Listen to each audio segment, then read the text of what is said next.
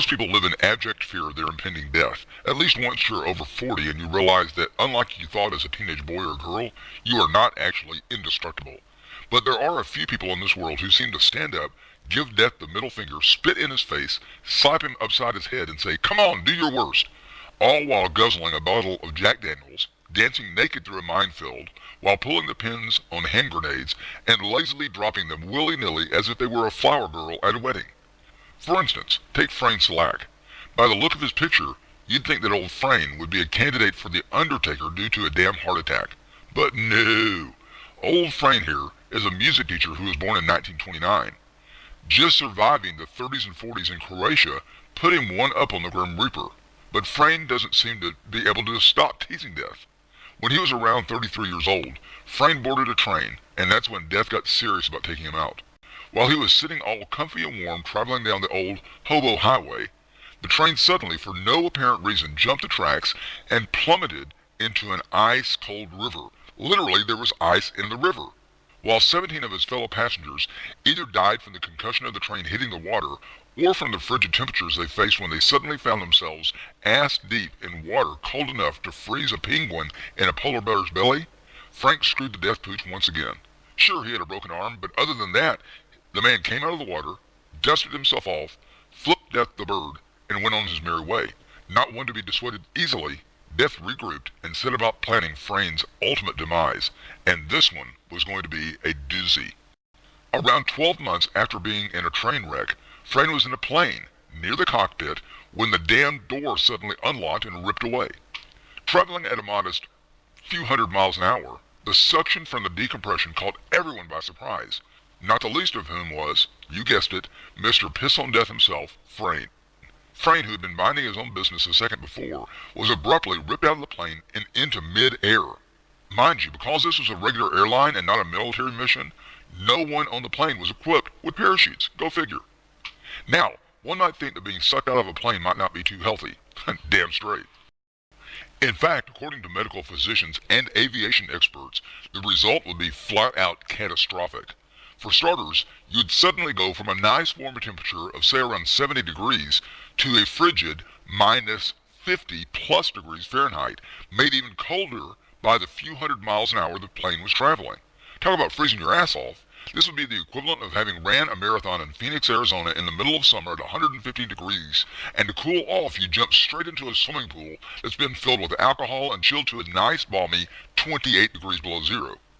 Or, if transporters were real, imagine being in your shower and suddenly being transported, buck-ass naked, onto an ice glacier in the Antarctic. If you happen to be able to withstand the sudden drop of temperature, then your next obstacle would be to somehow miss any part of the plane that would rapidly be approaching your ass. Now, if you remember what Frayne looks like, he's not what people would normally call limber. In fact, he's probably got all of the mobility of an elephant turd being slung willy-nilly through the air. In other words, not much. But some way, somehow, this human blob managed to miss both the wing of the plane and its engine. So, while the plane was spiraling out of control, Frayne was taking a leisurely drop through the air at around 124 miles an hour. So which one fared better? The people on the plane who had their seatbelts on, or the little fat guy plummeting towards the ground 20 miles an hour faster than the fastest baseball ever pitched? Of course it was Frayne. 19 people in the plane were killed when the plane hit the ground. How did Frayne survive? He landed on a haystack, of course. Now, what are the chances of someone's Frayne's size going 124 miles an hour in the middle of freaking nowhere, happening to find a haystack large enough to slow him down so that he did not explode against the ground like a pumpkin being thrown off the Empire State Building? About the same odds of a mockingbird in Texas landing on a specific branch on October 3rd at 5 p.m. during a thunderstorm. When he woke up in the hospital a couple of days later, now, I'm going to ask you how the hell anyone thought of looking for him in the haystack is anyone's guess, but anyway, he gave Old Death the double middle finger salute, signed himself out, and went home. So, what did Death do? He got out his playbook and decided to end this little human nuisance once and for all. Unfortunately, Death must have forgotten his first attempt at killing Frayne, because when the bus he was in crashed, it plunged into a river, killing 4 people, but not Frayne. Nope, he swam to the shore unharmed. As you might imagine, Death was getting pretty pissed off at Frame by this time, and he knew that someday, soon, someone might come out with a movie called Final Destination based on all the quote-unquote luck the man had at defying Death's icy grip. Having already tried to freeze the man with water and air, and having already used a plane and a train to try to kill him, Death readied a totally different type of scenario. He was going to burn Frayne alive in his own car. So, 4 years later, when Frayne least expected it, his car caught on fire while he was driving it. He managed to stop the car and get out just before the fuel tank exploded. Now, to Death's credit, he knew when luck was simply luck. So, he decided to wait another 3 years and really give Frayne a toasty surprise by setting another car he was in on fire, and this time he made certain that the flames came through the air vents just to teach the man a lesson.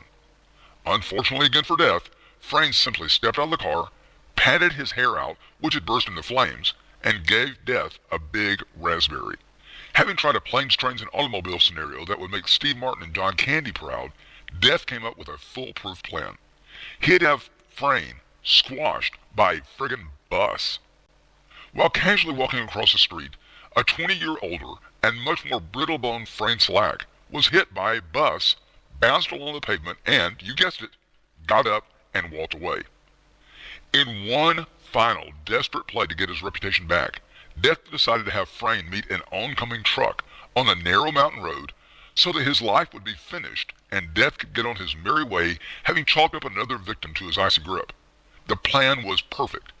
Either the truck and Frayne would collide, thus ending the man's life, or Frayne would drive through the guardrails and plummet to his death because the side of the mountain was a sheer 300-foot drop to a hard, rocky bottom.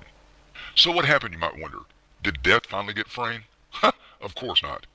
Death had apparently forgotten that this is a man whose ass had just happened to find a soft haystack to land on after falling out of a plane.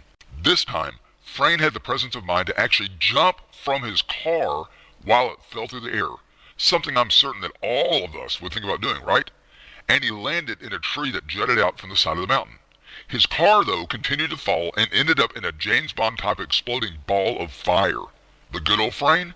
He was safe and sound, sitting 30 stories above among some tree branches.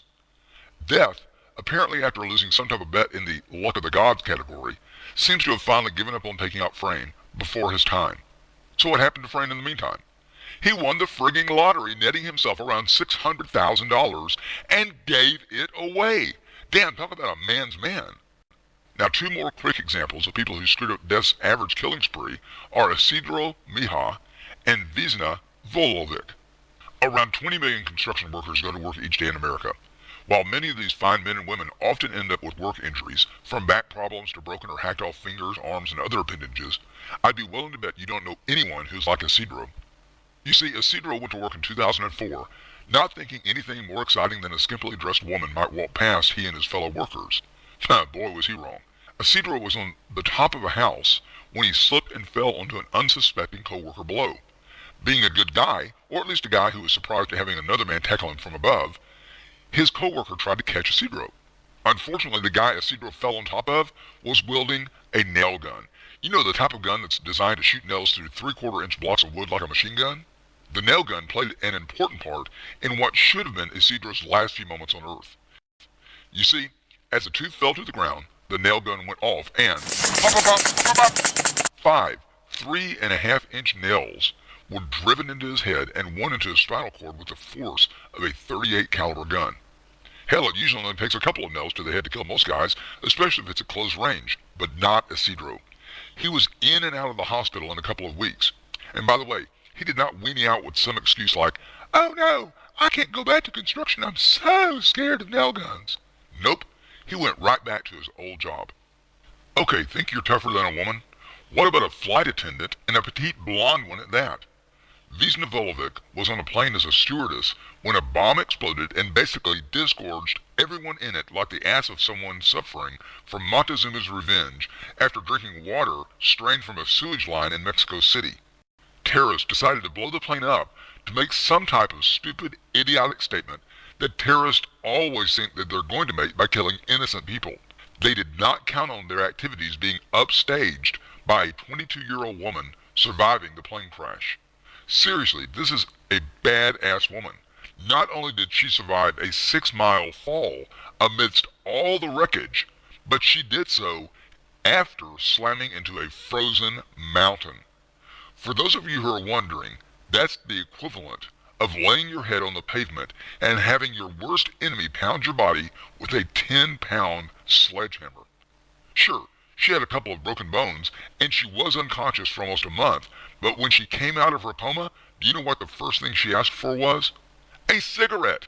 Talk about spitting in the face of death! Tune in next time for more inane prattling by me, 12-inch Richard.